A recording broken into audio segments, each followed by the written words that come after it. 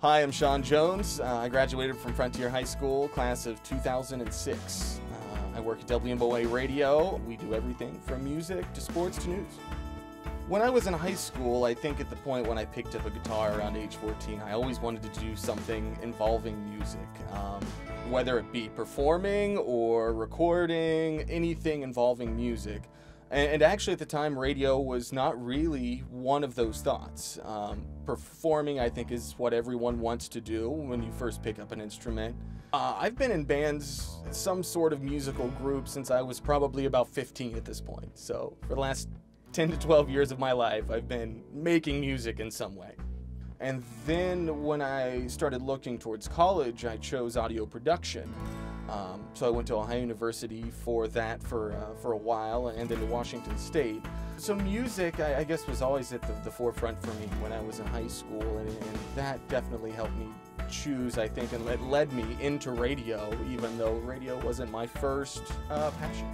But radio kind of presented itself as a plan B that came out of nowhere for me, and something that I was talented at. I had a skill set that translated to, and it became something that I enjoyed.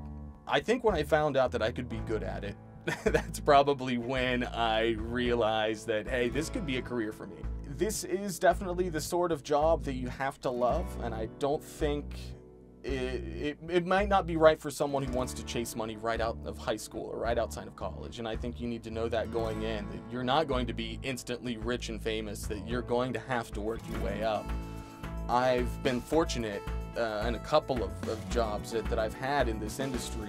The one I'm working at now, I mean, I started being a morning host at 25. That's pretty rare to have a morning host job as a 25-year-old. And then previously, when I was on 103.1 Bear, I was fortunate that as a backup at the time, someone decided to leave the station, and it opened up a great primetime night role for me.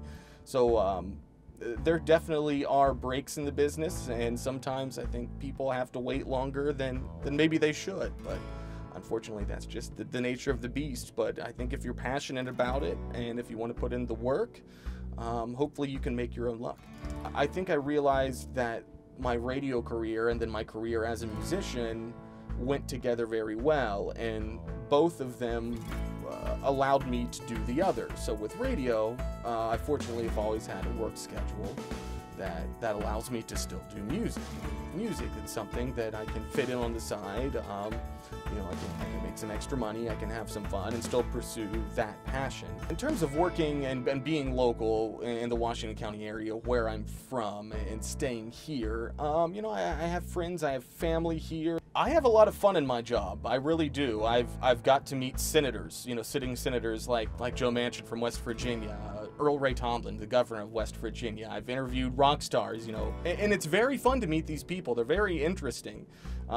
So I've got to meet, you know, everyone from Matt Dellavedova to people in Congress, and I get to play with buttons a lot, which is fun, especially as someone who found out in his 20s that, yes, I have ADD. It makes a whole lot of sense that I get to, you know, push buttons and do all of that and be creative at the same time.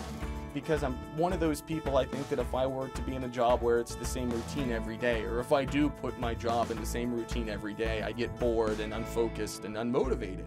So being creative is certainly something that is a skill, it's a trait in a person that translates very well to doing a job in media.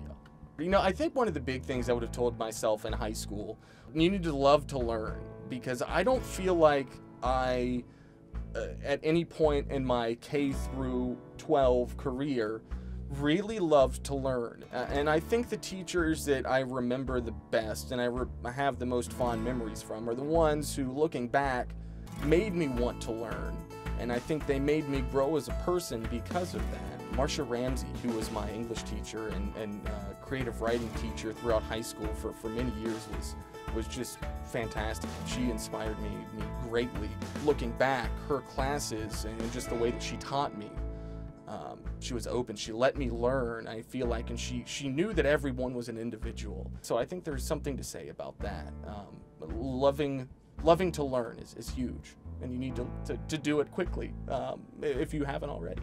I think one of the most unfair things we do in society these days is take a kid at 17 or 18 and say, what do you want to do for the rest of your life?